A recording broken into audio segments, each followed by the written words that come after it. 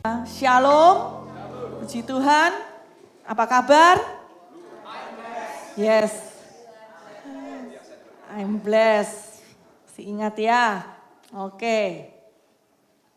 Saya akan sharing kebenaran firman pada pagi hari ini. Apa luapan dari kasih? Saya akan mengingatkan apa yang telah saya sampaikan bulan lalu, ya, di mana membawa kita mengerti tentang anugerah dan kasih karunia. Anugerah itu adalah sifat dari Tuhan, ya, sifat Tuhan yang berkenan mengasihi kita, kebaikan Tuhan yang memberikan kepada kita segala sesuatu yang semestinya itu kita tidak layak menerimanya namun diberikan. Dan anugerah itu adalah Yesus sendiri. Ya. Anugerah itu sumber dari kasih karunia dan sering disingkat dengan karunia-karunia atau spiritual gift. Tuhan memberikan karunia-karunia tersebut kepada setiap orang yang sudah lahir baru. Setiap orang percaya itu diberikan karunia-karunia. Ya, sumber dari karunia itu adalah anugerah. Jadi setiap dari kita orang-orang percaya pasti memiliki karunia atau spiritual gift.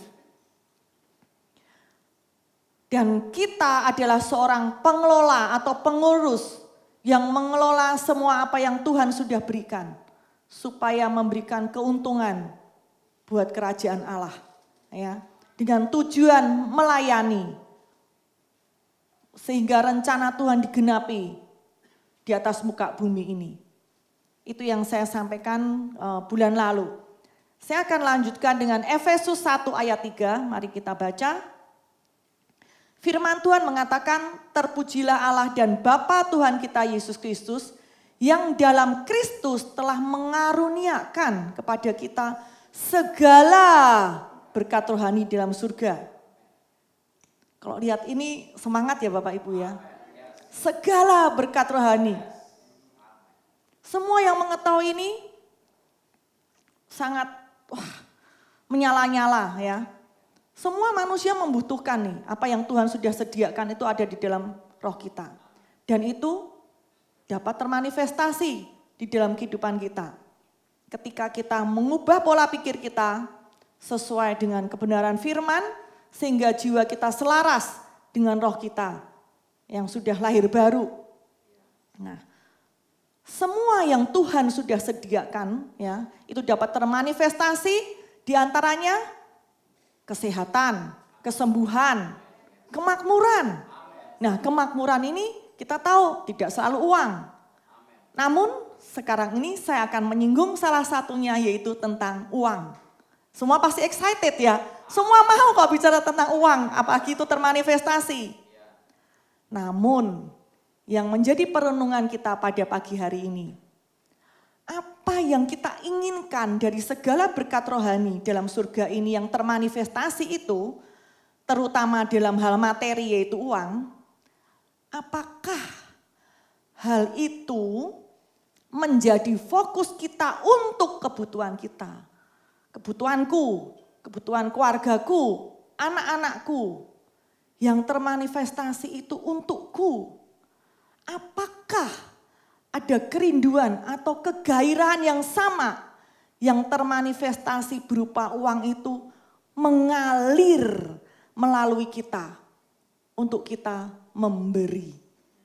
Sebagaimana karunia-karunia diberikan Tuhan kepada kita itu untuk mengalir melalui kita. Nah, dalam pengamatan saya dengan apa yang saya lihat, jika bicara tentang uang akan sangat sensitif, saudara-saudara, apalagi dalam gereja. Mereka menganggap gereja tabu berbicara tentang uang. Ya. Berhubungan dengan uang, orang udah mulai tutup telinga, mulai mundur teratur. Semoga di sini tidak ada yang berteriak ke saya, salibkan dia. Semoga tidak ada seperti itu ya. Oke. Kita akan belajar dan merespon dengan sikap hati yang benar apa yang firman Tuhan katakan ya terhadap salah satu dari berkat Tuhan ini, yaitu tentang uang. Kita bisa lihat di Lukas 16 ayat 10 dan 11. Firman Tuhan mengatakan, barang siapa setia dalam perkara-perkara kecil, ia setia juga dalam perkara-perkara besar. Dan barang siapa tidak benar dalam perkara-perkara kecil, ia tidak benar juga dalam perkara-perkara besar. Jadi, jikalau kamu tidak setia dalam hal mamon atau uang yang tidak jujur, siapakah yang akan mempercayakan kepadamu harta yang sesungguhnya? Kita sering mendengar ayat ini ya, tentang setia perkara kecil. Dan kita juga sering menghubungkan dengan hal-hal yang apa yang kita lakukan, yang menjadi tugas tanggung jawab kita di dalam pekerjaan maupun pelayanan. Namun dari ayat ini dengan jelas bahwa setiap perkara kecil itu Tuhan hubungkan dengan uang. Nah, maksudnya bagaimana? Kita akan lihat dulu nih ya, di Mazmur 10 ayat 14. Mazmur 10 ayat 14 firman Tuhan mengatakan, sesungguhnya Tuhan Allahmu lah yang empunya langit, bahkan langit yang mengatasi segala langit, dan bumi dengan segala isinya. Tuhan memiliki segalanya. Ya, dikatakan langit, bumi, segala isinya. Termasuk juga apa yang ada di dalam dompet kita, Bapak Ibu Saudara. Semua itu milik Tuhan. Ya. Itu mungkin Bapak Ibu sudah sering dengar juga. Ya. Mari kita lihat di Ulangan 8 ayat 17 dan 18. Firman Tuhan mengatakan, maka janganlah kau katakan dalam hatimu, kekuasaanku dan kekuatan tanganku lah yang membuat aku memperoleh kekayaan ini. Tetapi haruslah engkau ingat kepada Tuhan Allahmu, sebab Dialah yang memberikan kepadamu kekuatan untuk memperoleh kekayaan, dengan maksud meneguhkan perjanjian yang diikrarkannya dengan sumpah kepada nenek moyangmu seperti sekarang ini. Nah, dari ayat-ayat ini kita bisa tahu dengan jelas Tuhan itu sumber kita. Ya, memberikan kehidupan jasmani, rohani, memberikan hikmat, kemampuan, bakat, kreativitas, dan mempertemukan kita dengan orang-orang yang tepat sebagai klien kita, sebagai mitra bisnis kita, dan lain-lainnya. Dari situlah kita menerima yang namanya uang. Jadi tanpa Tuhan tidak mungkin hal itu bisa berhasil. Dari sini kita juga bisa melihat bahwa semestinya kita itu bukan pemilik dari harta yang Tuhan percayakan kepada kita. Namun kita adalah pengelola, ya, mengelola apa yang Tuhan percayakan kepada kita. Jadi jelas bahwa sumber, saya garis bawahi, sumber dari semua apa yang kita miliki termasuk uang itu sumbernya adalah Tuhan. Dengan mengerti tentang hal ini, kita dapat memiliki sikap hati yang benar terhadap uang. Nah, untuk apa sih kita dipercaya sebagai pengelola? Di mana Tuhan memberkati kita. Apakah kita tidak boleh menikmati? Kan seperti itu kan, orang yang iya kalau diberikan emang tidak boleh menikmati. Nah, kita lihat 1 Timotius 6 ayat 17. Nasihatilah orang-orang kaya supaya mereka tidak sombong dan jangan berharap pada harta duniawi yang tidak tetap, tetapi hanya berharap kepada Allah yang hidup. Karena dengan segala kekayaannya Allah bermurah hati menyediakan segala keperluan kita agar kita menikmati berkatnya itu. Jadi Tuhan memberikan itu semua kita boleh menikmati. Ya, Tuhan menginginkan kita menikmati. Namun tidak hanya untuk kita pribadi. Semuanya ku. Nah, sekarang pertanyaannya, apa sih yang sering, yang menjadi penghalang di dalam diri kita untuk kita bersikap, berperilaku sebagai pengelola, ya, di dalam memberi, mengalirkan berkat yang Tuhan sudah sediakan melalui kita. Apakah salah satunya itu karena khawatir akan kekurangan? Ada yang mengatakan uang kami akan berkurang, padahal kami masih membutuhkan A, B, C, D yang harus kami penuhi. Kalau nanti aku memberi, bagaimana nanti? Bagaimana ini? Bagaimana itu? Bagaimana dan lain sebagainya. Mari kita lihat 2 Korintus 9 ayat 8. Saya akan bacakan di dalam 2 versi, ya. BIMK dan NLT. Allah berkuasa memberi kepada kalian berkat yang melimpah ruah, supaya kalian selalu mempunyai apa yang kalian butuhkan. Bahkan kalian akan berkelebihan untuk berbuat baik dan beramal. Kemudian ayat yang lainnya lagi. Dan Tuhan akan dengan murah hati menyediakan semua yang Anda butuhkan. Maka Anda akan selalu memiliki semua yang Anda butuhkan dan banyak yang tersisa untuk dibagikan kepada orang lain. Ya, ini jelas-jelas sekali. Tuhan memberikan berkat finansial kepada kita tuh, Tuhan itu enggak semena-mena. Boleh, kamu boleh menikmati.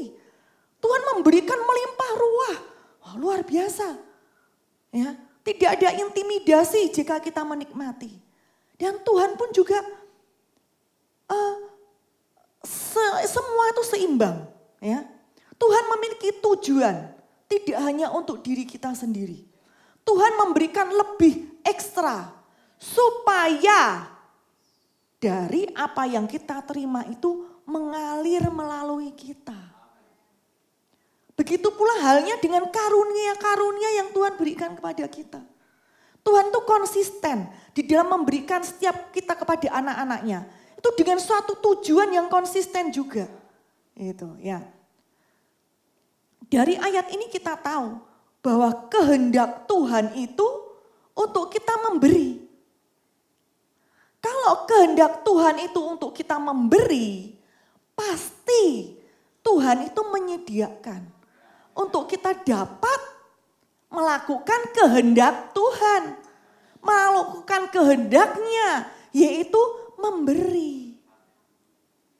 Nah, dari sinilah kita mengerti mengapa Tuhan katakan dengan kata setiap perkara kecil itu dihubungkan dengan yang namanya uang. Uang adalah bagian yang paling kecil di dalam kita mempercayai Tuhan. Maksudnya apa? Jika kita khawatir atau menganggap kita akan kekurangan, kehidupanku akan terganggu jika aku memberikan uangku, ya, artinya kita melihat diri kita itu sebagai sumber. Karena kita menyadari diri kita itu terbatas. Enggak mungkin sanggup bisa menghasilkan uang. Artinya diri kita tuh melihat diri kita tuh sumbernya. Padahal kita sudah belajar tadi. Firman Tuhan mengatakan sumbernya itu Tuhan. Secara tidak langsung jika kita khawatir, bagaimana dengan iniku, keluargaku, anakku, semua kuku. Secara tidak langsung kita tidak mempercayai bahwa Tuhan itulah semestinya sumber itu. Dan kita tidak mempercayai juga bahwa Tuhan itu sanggup memenuhi semua apa yang menjadi kebutuhan kita di dalam hal finansial, keuangan kita. Karena kita kaya itu bukan karena uang. Kita kaya itu bukan dari apa yang kita pegang. Kita kaya itu namun karena kemurahan dan berkat Tuhan. Itulah, maka firman Tuhan, berkat Tuhanlah yang menjadikan engkau kaya. Seperti itu. Nah, makanya Tuhan mau kita menjadi seorang pengelola yang adalah seorang pemberi. Karena ini berbicara tentang sikap hati kita terhadap uang. Terhadap uang berarti juga terhadap di dalam kita mempercayai Tuhan. Bahwa dengan memberi, aku tidak kekurangan. Dengan memberi, Tuhan tetap pelihara keluargaku. Seperti itu. Jika kita tidak mempercayai Tuhan sebagai sumber keuangan kita, bahwa Dia itu sanggup memenuhi apa yang kita butuhkan dalam hal finansial, ya, makanya itu dikatakan kecil bagi Tuhan. Bagaimana kita dapat mempercayai Tuhan di dalam hal keselamatan? Bagaimana kita dapat mempercayai Tuhan bahwa kesembuhan itu dapat terjadi di dalam hidup kita? Bagaimana kita bisa mempercayai Tuhan di dalam hal kebutuhan-kebutuhan kita yang lain di luar uang? Jika kita tidak mempercayai Tuhan di dalam hal uang. Nah, disitulah Tuhan menyebut uang itu perkara kecil. Percayailah Tuhan di dalam hal uang, hal yang kecil itu. Kalau kita mempercayai Tuhan dalam hal yang kecil itu, itulah indikator kita bahwa Tuhan bilang, maka kau pun akan setia di dalam perkara-perkara yang besar. Seperti itu. Semestinya Tuhan itu tidak meminta atau memerlukan uang kita, saudara-saudara. Tuhan ingin kita itu mempercayai Dia. Nah, di situ. Ya. Tuhan ingin kita itu mempercayai Tuhan di dalam hal keuangan itu yang adalah langkah awal untuk kita semua mempercayai Tuhan di dalam hal-hal yang lain yang lebih besar. Ternyata hal-hal yang lain itu lebih besar dibandingkan uang. Nah, di sini mengapa disebut mamon itu tidak jujur? Karena uang itu sebuah ilusi, Bapak Ibu. Memberikan kepada kita rasa kepemilikan. Ya, menimbulkan rasa kepemilikan di dalam diri kita. Padahal itu bukan milik kita. Ya, itu dipercayakan kepada Tuhan untuk kita sebagai pengelola. Nah, itulah mengapa dianggap uang itu sebuah ilusi. Sebagai pengelola tentunya kita bisa bertanggung jawab di dalam menggunakan uang. Kita memiliki hikmat Tuhan. Menjadi pemberi yang murah hati. Tentunya dengan suatu tujuan yang benar. Berdampak pada jiwa-jiwa dan mengubah hidup orang ini. Jika tidak mengubah hidup orang, jangan terintimidasi jika Anda tidak memberi. Kita memiliki hikmat Tuhan. Nah, kita lihat ayat firman Tuhan Yohanes 3 ayat 16. Karena begitu besar kasih Allah akan dunia ini sehingga Ia telah mengaruniakan anaknya yang tunggal. Supaya setiap orang percaya kepadanya tidak binasa melainkan beroleh hidup yang kekal. Nah, di Galatia 2 ayat 20 firman Tuhan katakan, namun aku hidup, tetapi bukan lagi aku sendiri yang hidup, melainkan Kristus yang hidup di dalam aku. Dan hidup yang kuhidupi sekarang di dalam daging adalah hidup oleh iman dalam Anak Allah yang telah mengasihi aku dan menyerahkan dirinya untuk aku. Kita bisa melihat dua ayat ini. Semestinya banyak ya Bapak Ibu, tapi saya ambil dua. Kita bisa melihat bahwa Allah itu adalah kasih. Dan luapan dari kasih itu yaitu memberi. Memberi apapun yang baik. Kan firman Tuhan katakan, semua yang baik datangnya dari Bapa. Ya. Yang kita butuhkan, apapun yang kita butuhkan, tadi kita sudah melihat, Tuhan memberikan kita berlimpah, ekstra buat kita. Tuhan adalah kasih, ya. Dan itu adalah karakter Tuhan. Itu buah roh, dan itu ada di dalam setiap kita orang percaya. Jadi semestinya kasih itu sudah ada di dalam setiap kita. Jika kita benar-benar ingin bermitra bersama dengan Tuhan sebagai sumber segala anugerah dan memberi seperti Ia memberi, maka kita perlu memberi dengan motivasi yang sama dengan Bapa, yaitu memberi dengan kasih. Begitu pula di dalam hal pelayanan, di dalam melayani semua, di atas itu semua firman Tuhan selalu tekankan kasih, ya. Di sini saya garis bawahi, di dalam memberi motivasi yang sama seperti halnya Tuhan memberikan kepada kita, yaitu berdasar kasih. Nah, pemberian berdasar anugerah Tuhan tidak pernah berdasar pertanyaan. Pertanyaan apa? Pertanyaannya seperti ini. Apa yang akan aku dapatkan? Atau apa yang akan aku tuai atau panen dari hal aku memberi ini? Saya garis bawahi. Pemberian berdasar anugerah tidak berdasarkan suatu pertanyaan di dalam diri kita. Apa yang akan aku dapatkan atau apa yang akan aku tuai, apa yang aku panen dari hal ini.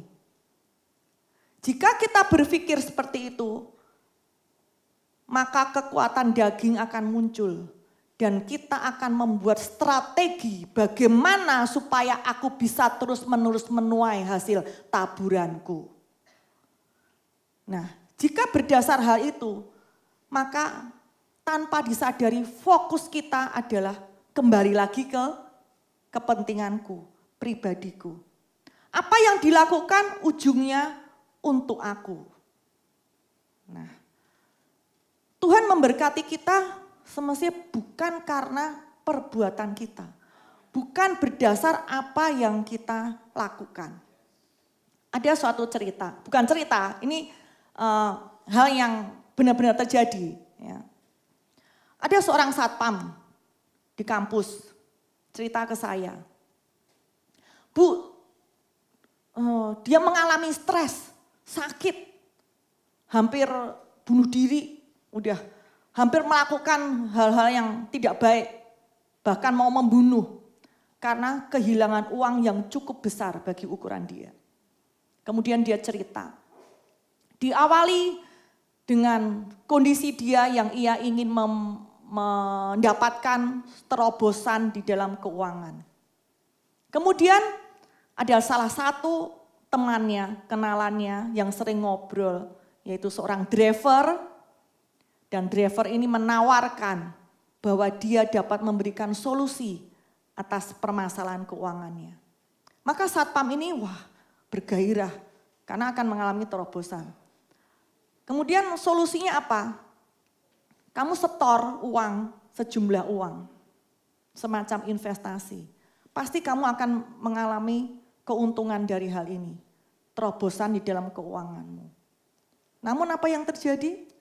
Boro-boro dapat terobosan, uang itu raib. Nah itulah sehingga dia mengalami depresi. Ketika bercerita hal itu mengingatkan saya, suatu hal yang sama yang tanpa disadari sering disampaikan. Sering disampaikan di dalam men-sharingkan tentang memberi. Yang selalu menekankan tindakan, perbuatan. di dalam memberikan uang, karena kamu pasti akan menuai. Sering menghubungkan prinsip-prinsip seperti itu.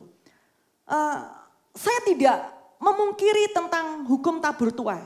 Saya tidak memungkiri itu. Ada kebenaran firman Tuhannya. Namun hal ini jangan salah di dalam menyampaikan tentang menabur menuai. Bahkan ada yang mengatakan, kalau kamu mengalami terobosan, kamu mau terobosan dalam hal apa? Ingin menuai A, tabur benih A. Menuai B, tabur benih B. Akhirnya orang frustasi. Mengapa frustasi? Karena dia sedang berdoa untuk dapat memiliki mobil. Apakah aku harus menabur mobil untuk mendapatkan mobil?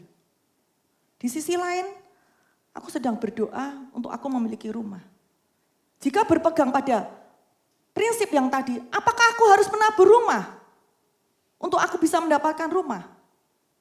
Apakah Tuhan itu semestinya seperti itu? Bapak di surga seperti itu? Seperti halnya orang yang menawarkan investasi-investasi. Akhirnya kita akan memberitakan sifat Tuhan yang tidak sesungguhnya. Nah, jadi inilah yang harus kita berhati-hati. Sekali lagi, saya tidak mengingkari tentang hukum tabur tuai. Ya. Bukan saya tidak mempercayai, saya sangat mempercayai. Namun jangan salah fokus, maka akan membawa orang memiliki motivasi yang salah di dalam memberi atau menabur. Terlihat sama-sama secara kasat mata sama-sama memberi. Namun ada perbedaan di balik semua itu yang kita nggak tahu. Yaitu apa? Motivasi hati di dalam memberi atau menabur. Jangan memiliki sifat hati transaksional dengan Tuhan. Ya. Nah, disinilah kita belajar. Jika kita ingin memberi yang benar, periksa motivasi hati kita. Mari kita selanjutnya lihat di Matius 6 ayat 25, 26, 30 ya. Ini nanti Bapak Ibu bisa lebih jelas ya. Untuk membaca secara detailnya ya. Nanti baca sendiri aja di rumah ya. Di situ jelas dikatakan jangan khawatir. Jangan khawatir ya. Tentang apa yang kamu pakai, apa yang akan kamu makan, minum. Firman Tuhan katakan seperti itu. Firman Tuhan katakan, Tuhan menegur bahkan ya. Tidakkah ia akan terlebih lagi mendandani kamu? Ya. Artinya Tuhan tuh lebih memperhatikan manusia. Sedang ciptaan yang lain pun, burung, tanaman Tuhan perhatikan. Apalagi manusia yang serupa dan segambar Allah. Maka Tuhan menegur, hai orang yang kurang percaya. Kalau kita bisa membaca secara detail, Tuhan membawa kita kepada pengamatan di sekeliling kita. Ya, tentang ciptaan-ciptaan Tuhan. Karena kalau saya lihat ini, memang manusia itu perlu mengimajinasikan, melihat. Seperti halnya Tuhan meyakinkan Abraham, ya. Tuhan bawa keluar kemah, lihatlah bintang-bintang ya di langit, tentang pasir. Maka mengapa Tuhan meminta kita merenungkan firman, mengimajinasikan? Karena manusia harus untuk mempercayai itu Tuhan dibawa ke situ. Nah ini juga untuk Tuhan meyakinkan manusia tentang pemeliharaan Tuhan. Bahwa manusia tidak akan kekurangan. Itu Tuhan bawa manusia untuk melihat. Lihatlah sekeliling. Burung-burung, tanaman, untuk kita mengamati, menyadarkan orang tentang kekhawatirannya. Maka Tuhan katakan, hei orang yang kurang percaya. Seperti itu. Ya. Tuhan untuk meyakinkan manusia, Tuhan membawa manusia untuk meyakinkan percaya kepada Tuhan harus dibawa pada pengamatan secara langsung. Abraham tentang iman percaya juga tentang ini. Percaya kepada Tuhan. Ya. Nah, di ayat 31 dikatakan, sebab itu janganlah kamu khawatir dan berkata, apakah yang akan kami makan? Apakah yang akan kami minum? Apakah yang akan kami pakai? Semua itu dicari bangsa-bangsa yang tidak mengenal Allah. Saya garis bawahi, itu semua dicari bangsa-bangsa yang tidak mengenal Allah. Akan tetapi Bapakmu di surga tahu bahwa kamu memerlukan semuanya itu.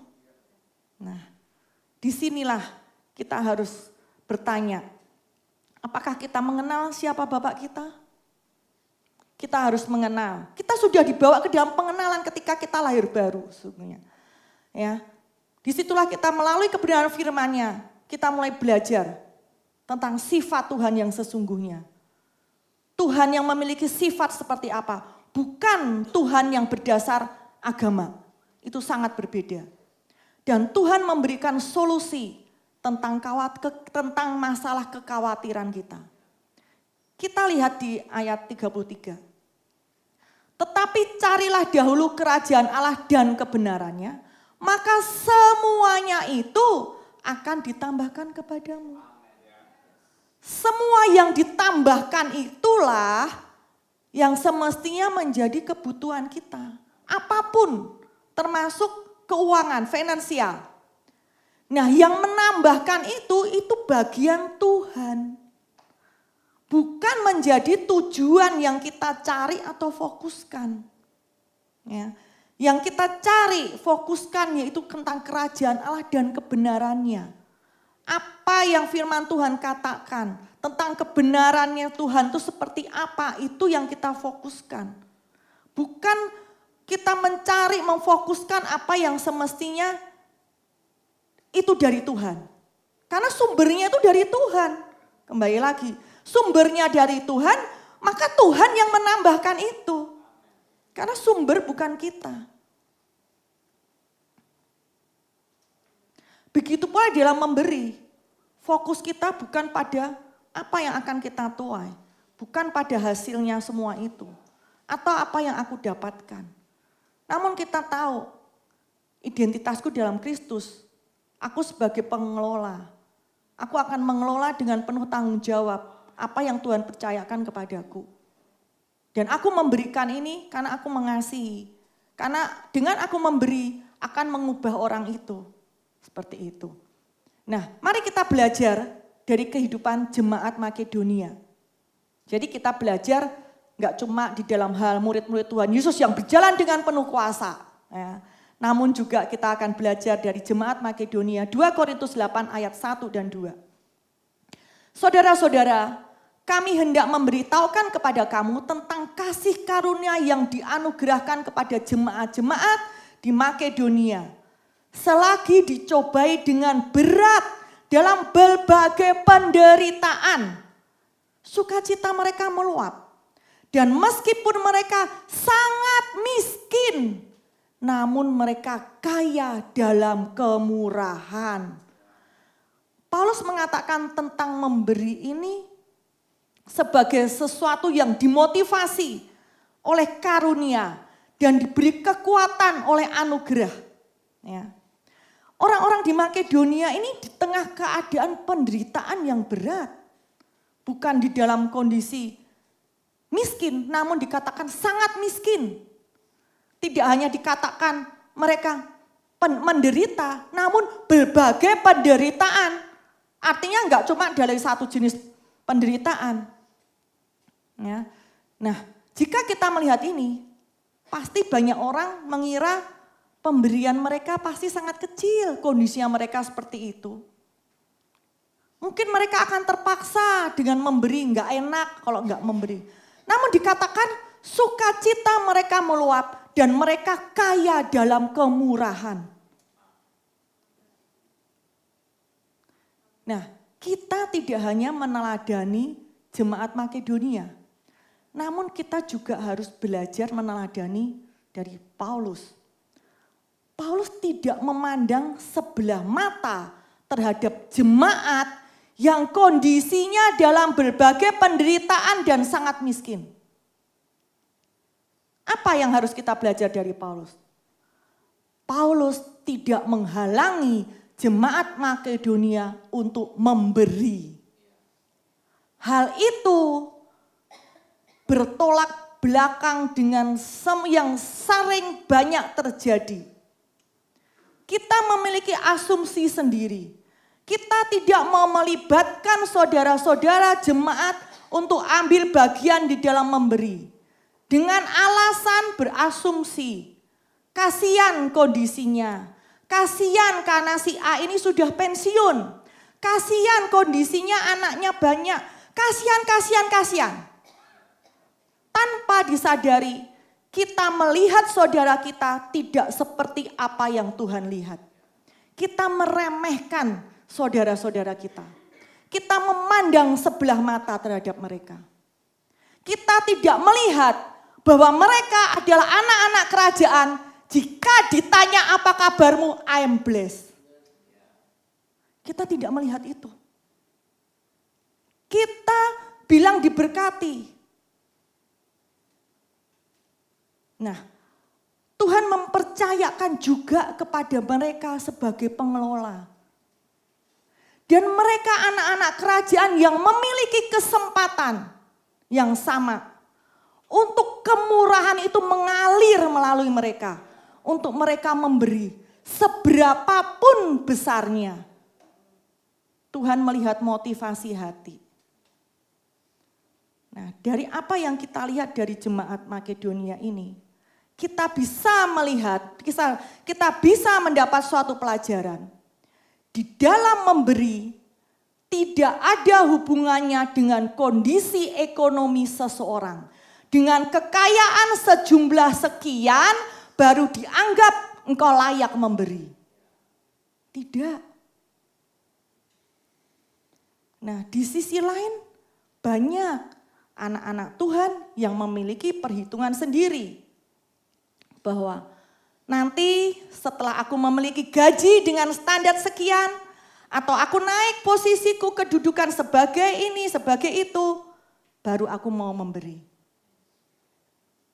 Maka untuk sekarang membantu, ya cukuplah aku dengan berdoa, memberikan tenaga dan waktuku dulu, untuk uang nanti dulu.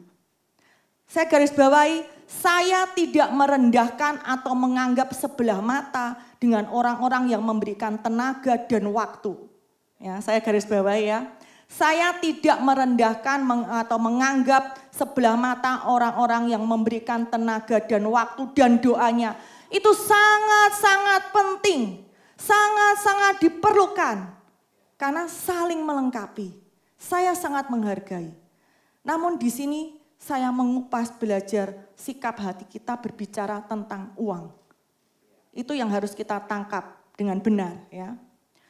Tuhan tidak membutuhkan uang kita. Namun dalam kehidupan kita sehari-hari, baik di sekuler maupun di dalam pelayanan, memerlukan yang namanya uang. Di mana membantu kehidupan orang lain, butuh uang. Menjangkau jiwa pemberitaan Injil, butuh uang. Di dalam ministry, penyelenggaraan ibadah, tidak cukup dengan waktu dan tenaga. Sekali lagi saya garis bawahi, perlu waktu dan tenaga, namun perlu juga uang.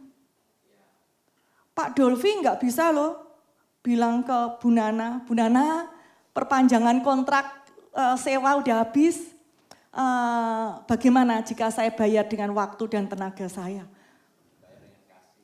Saya bayar dengan doa, semoga Atria ini banyak yang sewa dan itu menggantikan apa yang enggak. Kita harus jujur, kita harus kita harus bisa melihat hal seperti itu. Gitu. Ya, kita nggak bisa Buyanske, kita mau fellowship, sediakan makanan buat sekian orang.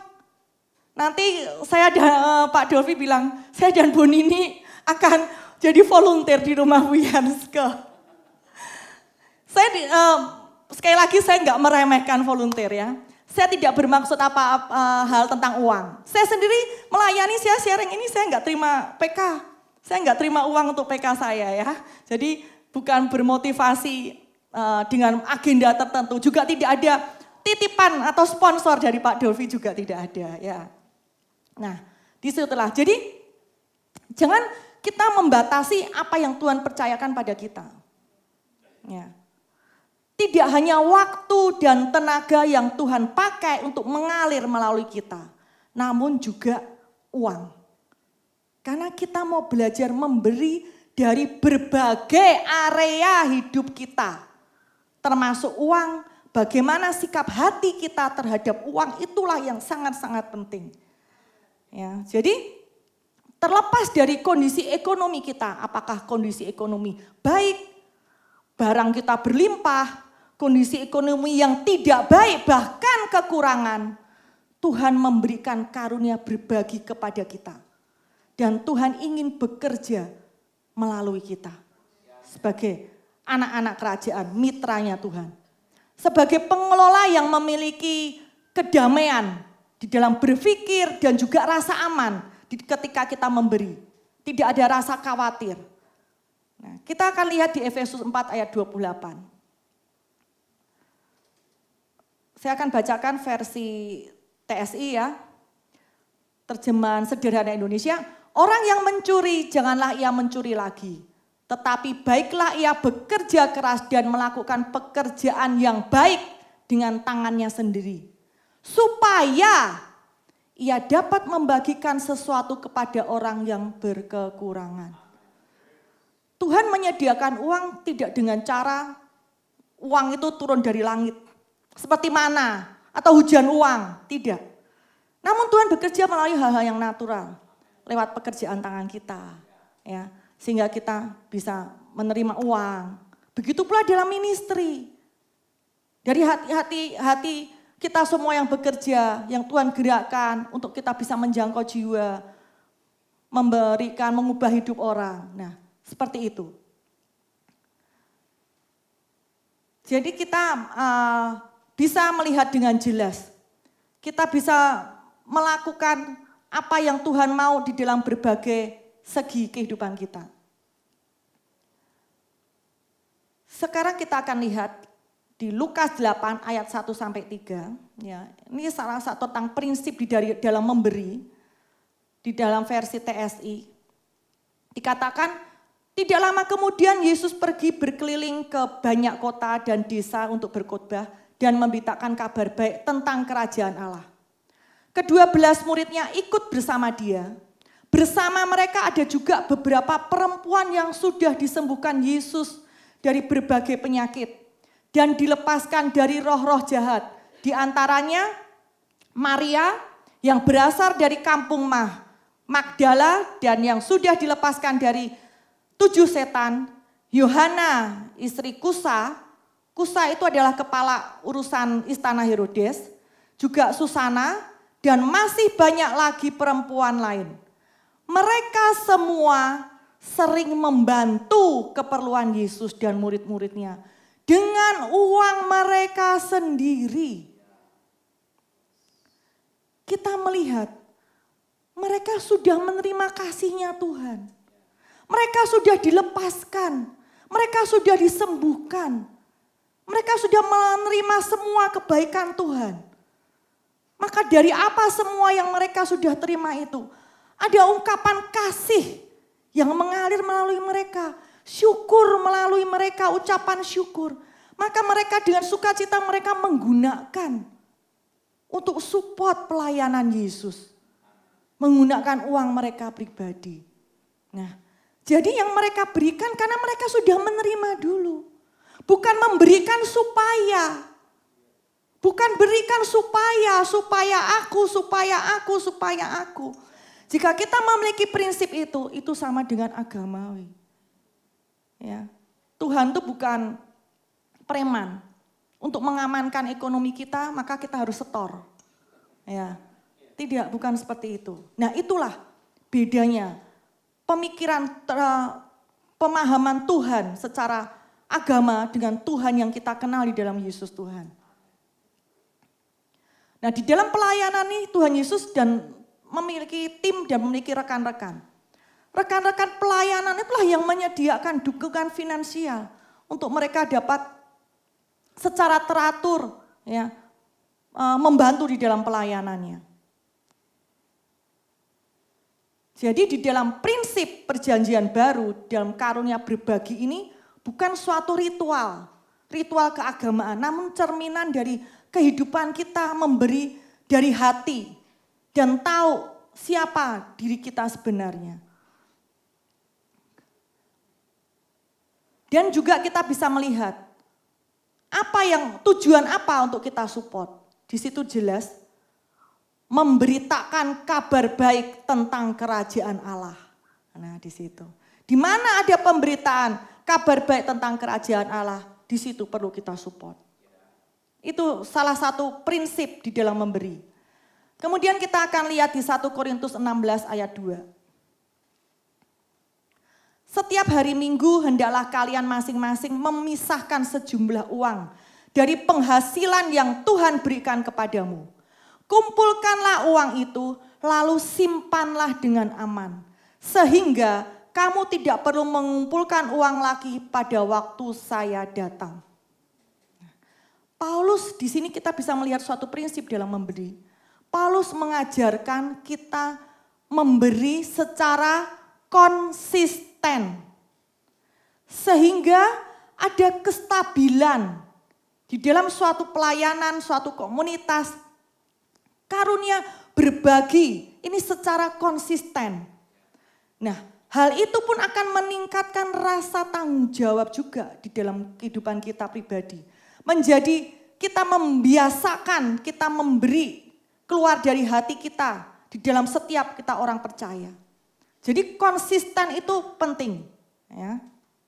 Memberi secara konsisten. Nah, hal itu juga akan menimbulkan kestabilan di dalam keadaan kondisi suatu komunitas atau suatu pelayanan. Apapun yang saudara support di situ. Konsisten itu juga menimbulkan kestabilan di bagian sisi di mana tempat yang saudara support. Di mana seringkali orang tidak memperhatikan. Saya seringkali melihat komplain-komplain orang yang menyinggung ketika gereja berbicara tentang uang. Mereka tidak menyadari bahwa tempat harus bayar. Bayar listrik, bayar AC. Mereka di sisi lain mereka tidak melihat apa kenyamanan yang mereka dapatkan itu. Mereka melihat hanya satu sisi. Bahwa tabu jika gereja menyinggung soal uang. Nah, inilah yang harus kita di komunitas ini kita harus meluruskan. Kita harus memiliki pemahaman sikap hati kita yang benar. Ya.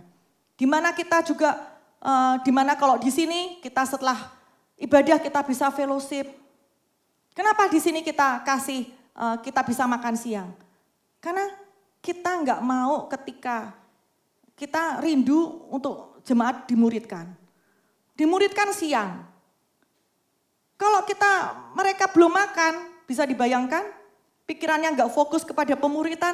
Habis ini aku mau makan di mana, ke mall mana, di situ kita fokus dah nggak soal makan. Kita bisa fokus menerima pengajaran pemuritan yang diberikan. Di situ kita bisa saling mengenal satu dengan yang lain. Kita bisa saling mendoakan. Nah, hal-hal tersebut yang perlu kita pahami dan kita bisa merespon hal yang benar dalam segala sesuatu yang berhubungan dengan uang.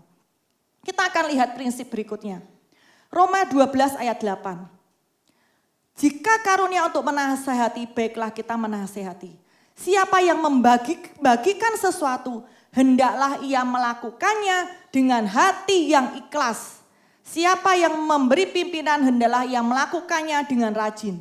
Siapa yang menunjukkan kemurahan, hendaklah ia melakukan dengan sukacita. Memberi apapun, waktu, tenaga, uang, dengan sukacita. Bukan karena takut tidak diberkati. Bukan karena takut nanti Tuhan marah atau apapun. Atau mendapatkan hal yang tidak baik. Tidak. Ya, namun berdasarkan sukacita.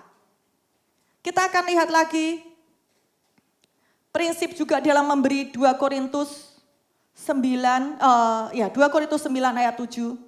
Hendaklah masing-masing memberikan menurut kerelaan hatinya. Jangan dengan sedih hati atau karena paksaan. Sebab Allah mengasihi orang yang memberi dengan sukacita. Memberi apapun. Waktu, tenaga, uang, apapun. Ya, dengan sukacita dengan kerelaan. Kerelaan hati, ya. Bukan karena terintimidasi atau karena hasil manipulasi atau untuk mengesankan orang, tidak. Memberi dengan yang hatinya ada di dalam pemberian itu. Seperti itu, ya. Di sini kita sama-sama belajar. Saya membagikan ini karena juga saya belajar dan saya mengalami secara pribadi. Saya mendapatkan tentang pewahyuan tentang memberi itu sebelum saya berjemaat di gereja karismatik. Saya dulu di gereja lama saya. Ketika saya belum tercemari dengan apa? Nanti kalau begini enggak. Ketika itu sedang jatuh cinta mula-mula dengan Tuhan. Menyala-nyala tahu kebenaran firman. Ketika baca di Alkitab memberi, saya lakukan hal itu. Ketika itu di awal-awal juga saya masih kuliah tingkat akhir. Waktu itu suami saya baru memulai kerja mau ikut penempatan. Di situ baru dia kerja dari klinik satu ke klinik yang lain. Kan dapat penghasilan dari situ. Itu diserahin ke saya. Nah dari situlah saya mengelola. Padahal itu rumah aja nggak punya. Ya, baru nanti mau berangkat ke Maluku. Tapi kami melakukan hal itu. Nah dari hal itu saya melihat Tuhan itu luar biasa. Yaitu tadi. Dengan carilah dahulu kerajaan Allah dan kebenarannya. Maka semuanya akan ditambahkan. Itu benar-benar kami alami. Seringkali ketika kami memberitakan sesuatu ke seseorang sharing. Orang akan bilang gini. Iya Bapak Ibu enak. Kondisinya begini begitu. Loh. Soalnya mereka melihat itunya. Dia enggak melihat ini loh Tuhan. Makanya kenapa bilang carilah dahulu kerajaan Allah dan kebenarannya. Maka semua yang akan ditambahkan itu benar-benar.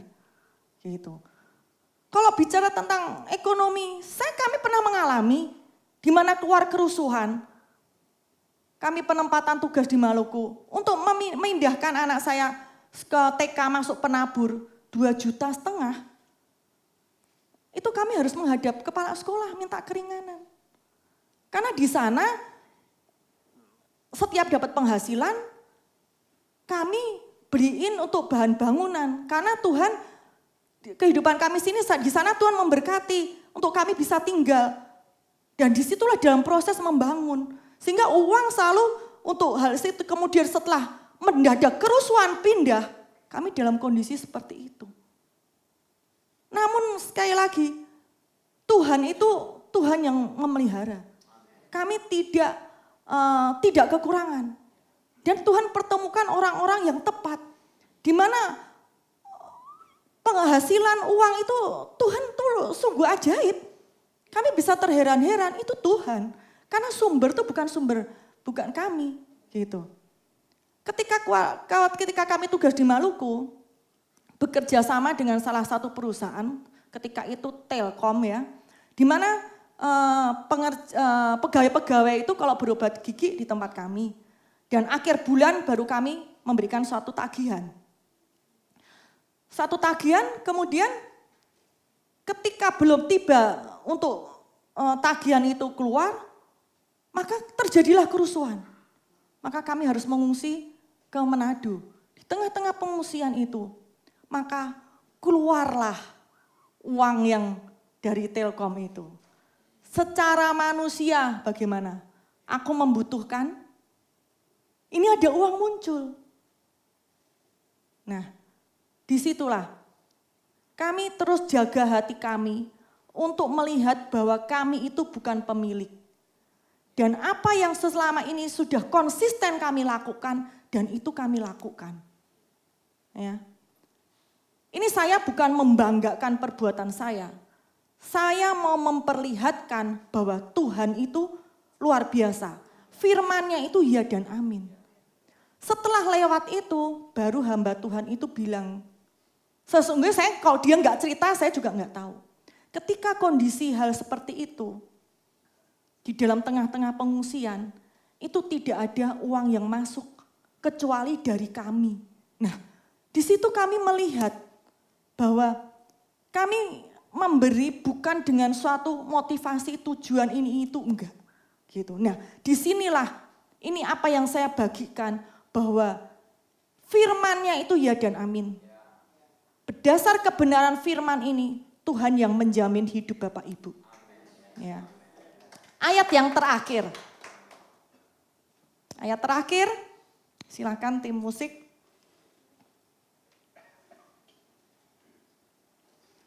Kisah Para Rasul 17 ayat 28, versi AMD. Kita hidup bersama Dia. Kita berjalan bersama Dia. Dan kita ada bersama Dia. Sama seperti yang dikatakan oleh beberapa penyairmu. Sebab kami adalah anak-anak-Nya. Luar biasa ayat ini Bapak Ibu. Kita hidup bersama Dia. Kita berjalan bersama Dia. Kita ada bersama Dia. Dan Dia tinggal di dalam setiap kita. Kita adalah anak-anak-Nya. Apa yang membuat kita khawatir? Masihkah kita tidak mempercayai pemeliharaannya? Mari saudara-saudara, kita menjadi mitranya Tuhan karena anugerahnya. Dan Ia tinggal di dalam setiap kita. Luapan kasih-Nya adalah memberi. Dan Ia mau mengalir melalui setiap kita yang adalah anak-anak-Nya sebagai pengelola. Tuhan Yesus memberkati.